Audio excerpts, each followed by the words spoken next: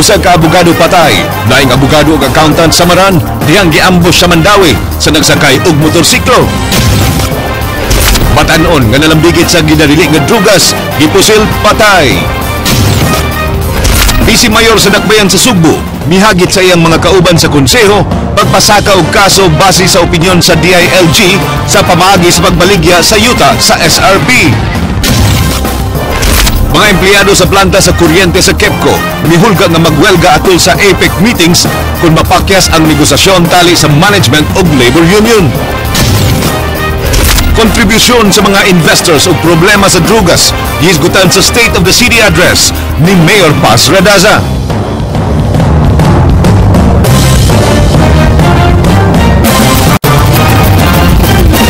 May hapon Sugbo, Kabisayan, gumikan sa naangkon niyang samad pinusilan sa dughan ug naong patay diha ang usa ka abogado nga giambush sa Dakbayan sa Mandawi kagabi. Pipila ka mga anggulo sa krimen ang gisubay karon sa mga otoridad. Nasundan ang aksyon ni Leslie Caminado Vestil.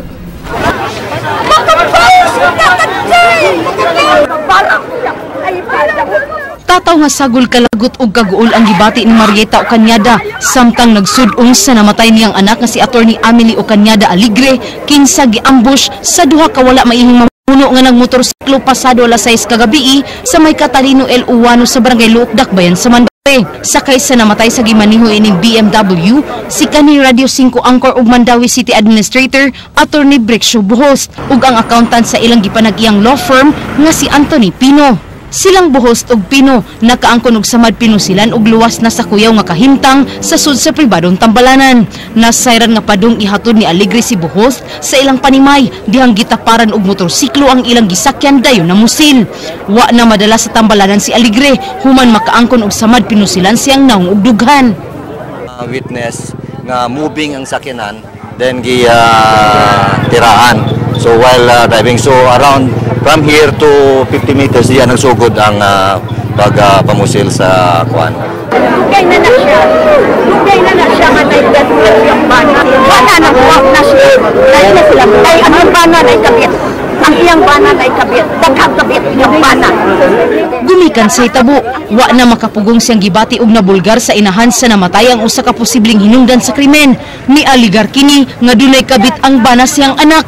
Wa sab niya gisalikway ang posibleng dunay kalambigitan ang bana niini sa krimen. Ma'am, tanong niyo, ma'am, ang bana na kalambigitan ani? Amot lang ka. Di ba kumaka?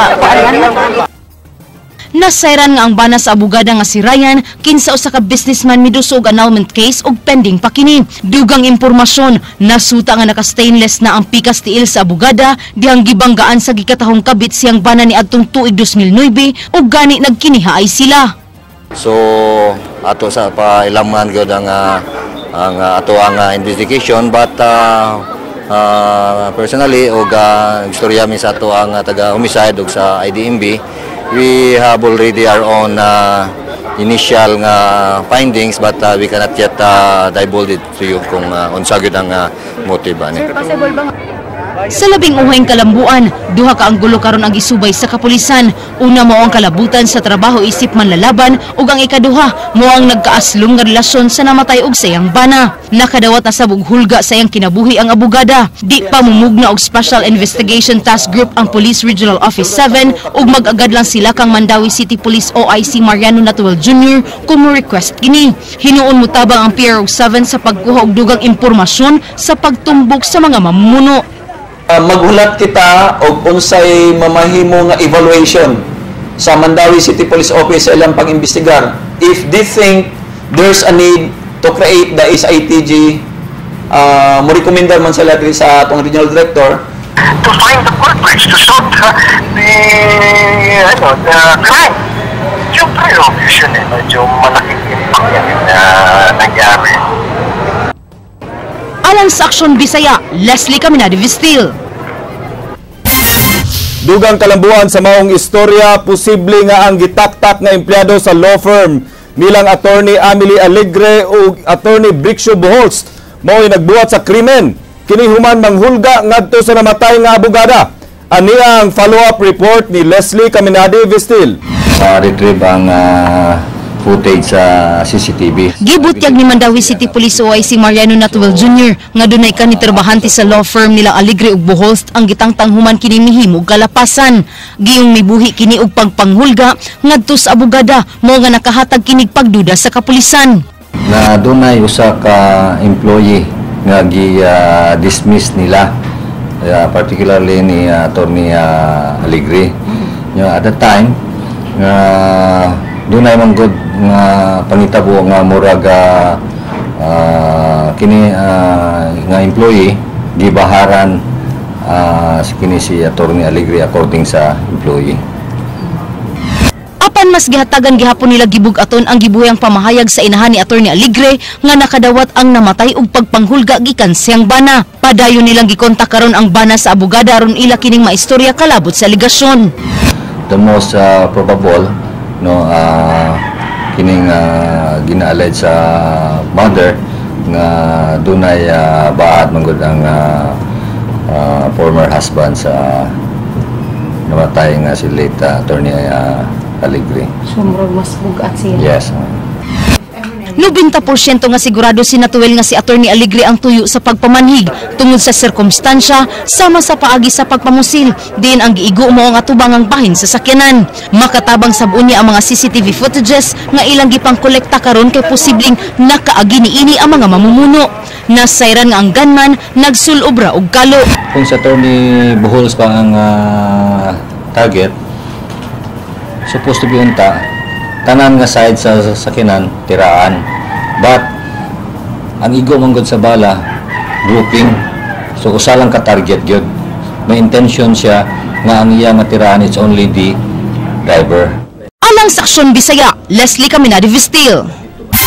Giawhag sa IBP Cebu Province ang ilang mga kauban nga abogado nga dili magpaapekto sa naitabong pag-ambush sa ilang kauban sa buhat. Gipangayon nila sa kapulisan ang hinanaling pagpangita sa nagpaluyo sa krimen. Kini ang gisundan nga istorya ni Jinky Rosit. Hugot nga gikondena sa Integrated Bar of the Philippines Cebu Province Chapter ang kamatayon sa lain na sab nila nga kauban sa buhat nga si Attorney Amelie Amam Alegre. Matod ni Attorney Gonzalo Maligon, giawhag niya ang kapulisan nga paspasan ang investigasyon sa mong kaso ug ilhon dili ilang ang tinuod nga gunman kundi lakip na ang mastermind niini. Inabot na nga ang madakpan kanang tinuod na gyud nga corporate niya o mahimo lang maabot dito sa mastermind kaya I'm sure dili mo ginaangitira mo yung mastermind kaya aron may bawang yun na to sa nang motibo. Mag-emergency meeting ang mga IBP members sa runisgutan ang mga laka nga ilang himuon. Giawhag sa IBP Cebu Province Chapter ang ilang mga kauban nga abogado nga di magpaapekto ug magpabilin sila nga ligon. For the lawyers, what time mahimo, we just hope na ang police unta mo improve sa ilang trabaho like kanang mga visibility checkpoints, kanang campaign against loose firearms kay mo ganay matang minus-minus aning limahan nga dunay opportunity nga maapos na po nga lain. Alang sa Aksyon Bisaya, Jinky Rosit. Tulo ka tawo ang namatay sa managlahing insidente sa pagpamusil sa dakbayan sa Subo ug Lapu-Lapu. Ang maong mga krimen pulos na lambigit sa illegal nga drogas. Nasundan ang aksyon ni Ryan Sorote. Duha kasamad pinusila na naangkon sa 16 anyos nga si Edgar Samson. Human po sila sa riding and tandem sa may sitio Kalubihan sa Barangay Guadalupe kagabi. Giingong na maligyog illegal nga drogas ang biktima niya tungtungura mga usa kini sa mga gisubay nga motibo sa krimen. Wa sa kisalikway sa kapulisan nga doon na kini gikaaway og biktima lang sa papangregla ang batan-ong biktima. Natusaksab sa bala ang mga ulong duha ka mga lalaki. Human pa mo sila sa riding in tandem pasado alauna kaghapon sa hapon sa may barangay Pahak, Dakbayan sa Lapu-Lapu. Ang mga biktima nailhan nga silang Banji Fuentes ug Jason Pusa. Gingong padung magkobra ang biktima nga si Pusa sa iyang sweldo samtang iyang gisuhulan si Fuentes nga mo'y mo drive kaniya. Apan niabot ang riding in tandem nga nag-helmet ug nag-jacket. Nya, makailaran ni sila. Nya, pag mga few meters, mga 20 meters ikan sa pagsakay nila, ay nagsunod ng nagmotor sa mga suspect mo ay gipusil in duha. So Sa inisyal nga investigasyon, ang driver nga si Fuentes nakakita og away niya itong buwan sa Hunyo sa grupo sa mga Muslim tungod sa parking. Apan gikatahong na-settle kini. Samtang si Pusa, giingong tiggamitan og illegal nga drogas. Ang di pa nato makuha nung nasa kontra pero di po nato ma-deny nga wala kay sa atong gipalagman pa natong investigasyon karon sa ato mangingyadto ang barangay Paha kay nato sila mga previous blatter na nagkaaway ni sila sa mga Muslim. Alang sa Aksyon Bisaya, Ryan Sorote. Aduna na security plan ang kapulisan batok sa krimen nga gihimo sa mga suspect nga riding in tandem. Sunod-sunod nga mga pag-ambush na hitabo sa mga biktima nga sakay sa ilang mga sakyanan. Kini ang gisundan nga istorya ni King Perez. Matod ni PRO7 Directorial Staff Head Ray Lindon Lawas, adunay pagsaka sa mga krimen nga involved ang mga suspect nga sakay sa motorsiklo, riding in tandem, ang miambush sa mga abogado sa Mandawi, mga negosyante sa Talisay, negosyante sa karne sa downtown Cebu, ug ang pag-ambush sa usa ka pulis sa Nivelle Hills, Lahug. Sa maong mga krimen gihimo samtang sakay sa ilang mga sakyanan ng mga biktima. Plano sa kapulisan ang pagpalig-on sa ilang comprehensive deployment system nga maglakip sa pagbutang og checkpoints. Nalinaw naman yung dapita, so amo na po nang ibalin nga to sa nagkinahanglan og atensyon sa ato ang kapulisan. But for sure, na ang atong kapulisan ang bis nga crime area. So sa pananglitan, mayroon mo nga, na may checkpoint diri. So ato nang pagasabton nga, daghan sigurong krime na hitabo rimoning ato na ang atong kapulisan. So dili po na ingon nga bot sa bot katong gibiyaan sa pulis, mabakante na po to. Kay pagbalahin na nila, amo nang i-coordinate sa barangay nga amo puli pod ang barangay tanods na nga mag-grouping na para nagyapay continuity. Gipahinumduman ni Lawas sa mga city ug provincial directors sa pagpatuman sa mga checkpoints, hilabi na nga nagsingabot ang IPEC meetings. Hinuon doon na security plan nga i-deploy ang mga pulis batok sa mga kriminal nga riding in tandem. But we cannot say 100% nga walay mahitabo. That's why we have to do so much para malikayan na nato siya. Alang sa Aksyon Bisaya, King Perez. Gitunaan sa NBI ang kaso nga mahimong mapasaka sa tulo ka mga babay nga gituoan nga nag-operate og usa ka cyber pornography den. Suginli ni Jinky Rosit. Anaa sa kustodiya sa National Bureau of Investigation ang tulo ka mga babae nga giimbitar sa NBI nga nalambigit sa operasyon sa cyber pornography sa Lapu-Lapu. Giklaro sa NBI nga wa nila gidakop ang mga babae nga subject sa search warrant nga gi-issue sa korte. Gitun-an nila karon ang tulubagon sa mga babae human maluwas ang napulo ka mga menor de edad ug usa ka 22 anyos nga babae. So, pwede sila makasuha ng criminal case. So, yung human trafficking, saka yung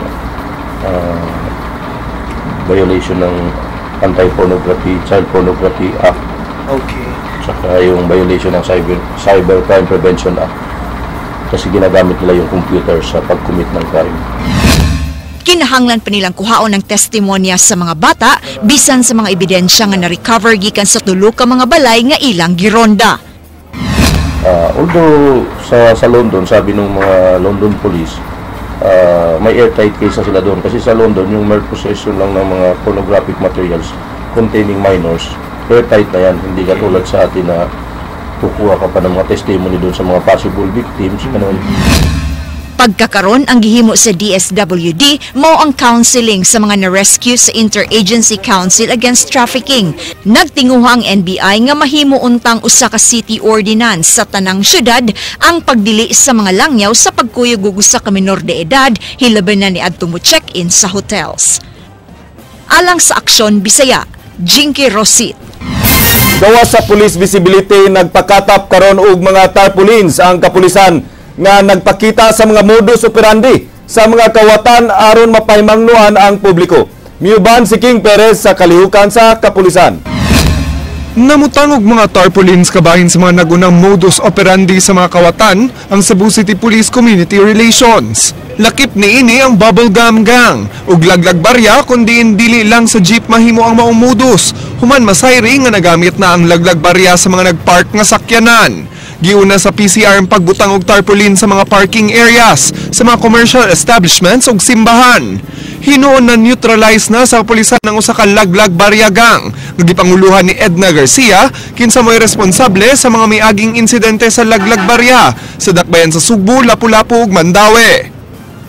Hinuon dili magkayo ka balakang kay di magiging na ka grabe, but we're hoping through this, through sa media, sa tabang ninyo, aware ang mga tao nga naa na ni siya karon nga modus operandi nga naghihimo sa syudad sa Sugbo.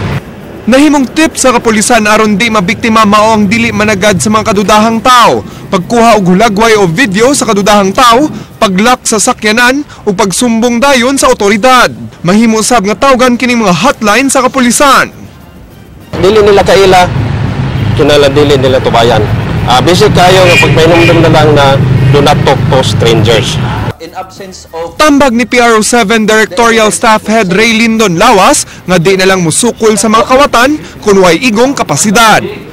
Mas maayo gyud na nga maglakaw ka nga nunot sa kadaganan. Ayaw gud likay gyud nga kanang ikaw na ginusaran mulakaw ka sa kining mangitngit nga dalan kay kung asa ang pangitngit na apoy nag-ong-ong nga kakuyaw sa kinabuhi.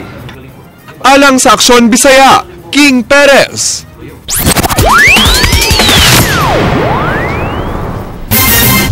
Kapin usa ka libo ka pulis ang i-augment sa dakbayan sa Sugbo ug Metro Cebu sunod semana. Kini ang nasabutan ato sa sinimanang tigom sa Police Coordinating and Advisory Council kon PCAC. Ipang destino ang mga pulis sa mga hotels din ipahigayon ang meeting sa APEC.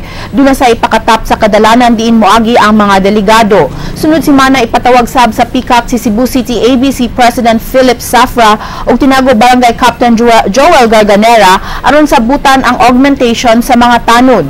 Gipangayuan sa PCAC sa iyang final presentation si Cebu City Police Office OIC Marciano Batchancela alang sa security preparation sa di pa mapresentar sa City Council ug kang Mayor Michael Rama. Policemen should be properly provisioned like water and food so that they will not leave the business because it has been our experience na kalang mga security personnel yung panggutumon ako so they should be well provided with provisions. So Posibleng magkuwang ang supply sa kuryente sunod semana atol sa APEC meetings gumikan sa hulga sa mga empleyado sa KEPCO nga mohimog indefinite strike. Ila kining buhaton kung dili magmalampuson ang negosasyon tali sa KEPCO ug sa unyon sa maong kompanya. Nagsunod sa aksyon si King Perez. We will not let our guards down na kumpara sa Maywan nga murag naisahan doon naisahan nila. Dili na magpapugong ang mga mamumuo sa Korean Electric Power Corporation kon KEPCO uban ang mga labor group sa paghimo og strike. Mapugnan lang kini kon magkauyon ang duha ka habig sa National Conciliation and Mediation Board kon NCMB sa katapusang mediation sa union ug sa korporasyon karong Agosto 17. Kahinumduman nga nagkasinabot na unta ang KEPCO ug ang union niadtong Mayo 1 human sila gihusay ni Dole Secretary Rosalinda Baldoz. Apan wa sunda sa KEPCO ang kasabutan sama sa pag-reinstate sa pangu sa KEPCO Cebu Supervisors Association Lowell Sanchez ug pagtugot nga dunay mahimong collective bargaining agreement tali sa rank and file employees nga sakop sa union. Miresulta kini sa ika-11 nga higayon nga mediation sa union ug KEPCO sa NCMB. Apan pulos kini pakyas. Nahuman na sabog paghimo og strike vote ang mga empleyado, mao nga andam na sila sa strike kung dili magmalampuson ang umaabot nga mediation.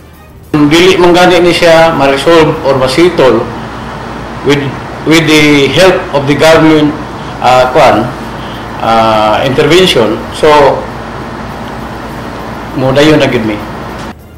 Itunong sa union ug labor group sa APEC meetings sinhi sa Sugbo ang strike kay gusto lang ipakita ang kalapasan nga nahimo sa kompanya labaw na nga gipanag-iya kini sa Korean government. Nasayran nga amaong nasod lakip sa mga senior members sa APEC.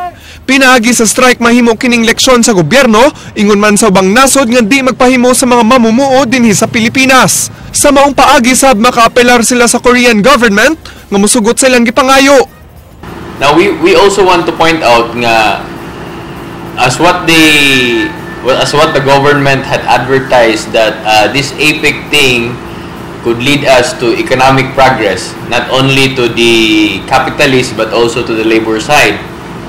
But this problem of ours in KEPCO is a total twist of what's the objective of the government.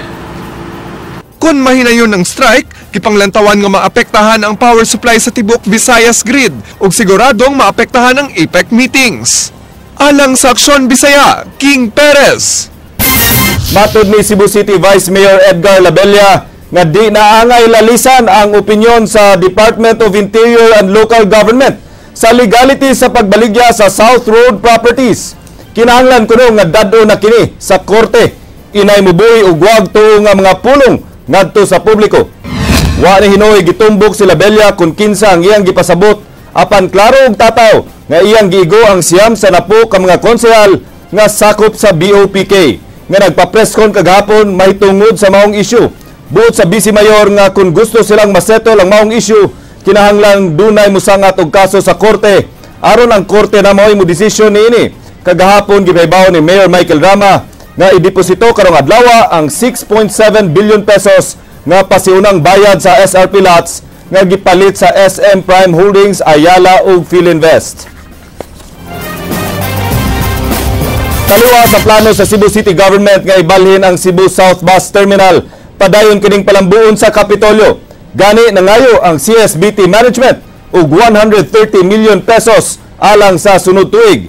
Gisundan ang kalambuan ni Jinky Rosit. Sa musunod nga mga buwan, lauman nga magpadayon gihapon ang pagpalambo sa Cebu South Bus Terminal, kininunot sa nag-ung-ung nga plano sa Cebu City Government nga ibalhin kini ngadto sa Minglanilla o kaha sa SRP. Gani gipasar na sa CSBT ngadto sa Kapitolyo ang proposed 130 million nga ilang pangayuon gikan sa 2016 annual budget. Ang 100 million mo'y gamiton sa pagpalapad sa terminal, samtang ang 30 million usab alang sa ubang galastuhon ug operation. Kaya kung maka-expand na terminal, maka-expand na sa atong services, amenities, it would also expand or boost our income. Maybe it would be multiplied by 2 or 3.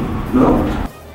Dugang sa operations manager sa CSBT nga sud lang sa 7 ka buwan miabot na og 38.5 million pesos ang income nila diin malaumon sila nga makabot ang 70 million pesos nga target sa pagtapos sa tuig 2015. Samtang gipahibaw usab sa Kapitolyo nga giproseso na nila ang building permit sa CSBT kini human wa gilihok sa nakalabayng administrasyon.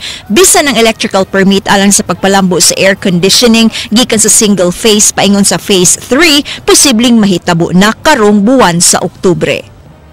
Ang abot sa mga negotiation iluhon na po ang tanan ng requirements. Alang sa Aksyon Bisaya, Jinky Rosit. Sa 60 lang ka senior citizens ang makadawat sa financial assistance sa dakbayan sa Sugbo. Ang uban nga anaa sa waiting list, maghuwat kung makuhaan ang anaa sa listahan. Sugin ni Miray Pasaporte. Miabot og kapin 94,000 ka senior citizens ang nakaparehistro sa Office of the Senior Citizens sa dakbayan sa Sugbo. Apan sa 60,000 lang kanila ang makadawat sa financial assistance sa gigahin nga budget nga 720 million pesos matag tuig. Samtang laing 4,000 niini ana sa waiting list ug maghuwat nga mawala ug mutaliwan ang uban aron mupuli og dawat sa assistance. Ang pangusa Oscar Domingo Chavez Jr. niingon nga kapin usa ka gatos ka senior citizens ang natangtang na sa listahan. Naman ko tayo lagda, we have the guidelines, existing guidelines na katong mga senior citizens nga di makabil in 3 consecutive times, ma-delete ang ilang pangalan sa master list. Usa ka resolusyon nga giduso sa Senior Citizens Council naglatid nga i-delete sa listahan ang mapakyas og kobra sa financial assistance sud sa 3 ka higayon ug hatagan lang og pila ka adlaw nga lugway ang pagkobra niini. Kasagaran sa na-delete nga mga pangan dili lumad taga dakbayan sa Sugbo ug nagparehistro lang sa dakbayan sa Sugbo tungod sa financial assistance.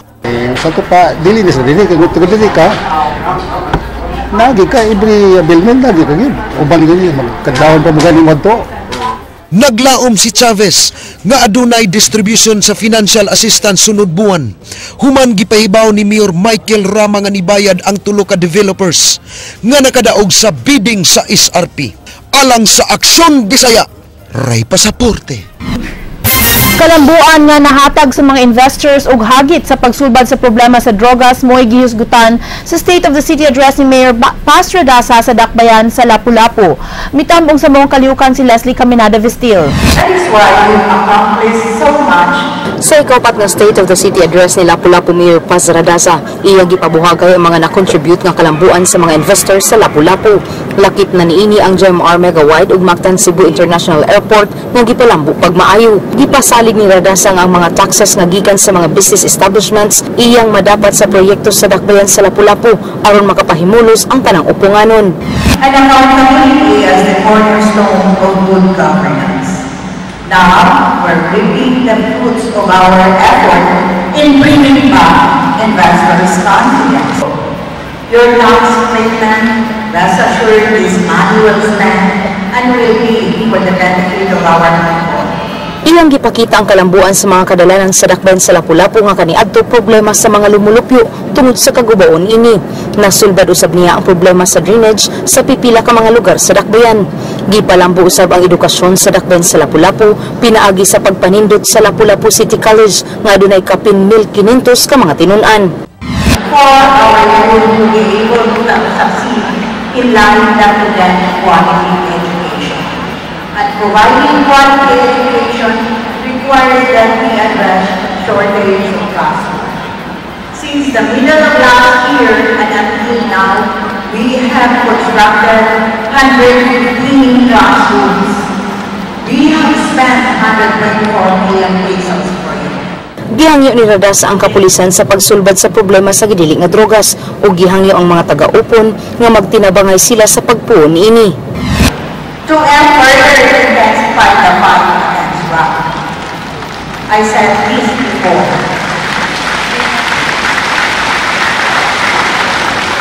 The best way to approach the war against drugs is through effective community relations. The fight against illegal drugs cannot be won by plain police work or by using force. It has to be done by engaging the community. It has to be by getting the support of our people. I urge the police to come up with creative ways in getting our people to support the programs in the war against illegal drugs. Alang sa Aksyon Bisaya, Leslie Caminada Vistil. Have a good weekend, Attorney Georgia. Have a good weekend, everyone. Ay hutdag gasto inyong sildo. Mao kadto ang tunga sa oras nga pagbalita sa Aksyon Bisaya. Ako si Glenn Soto. Mga balita nga pundasyon sa ligdo nga opinyon ug konkretong solusyon. Ako sab si Georgia Herrera. Bisan asa, bisan kanusa, kapatid. Kay di lang kutob sa balita. Aksyon!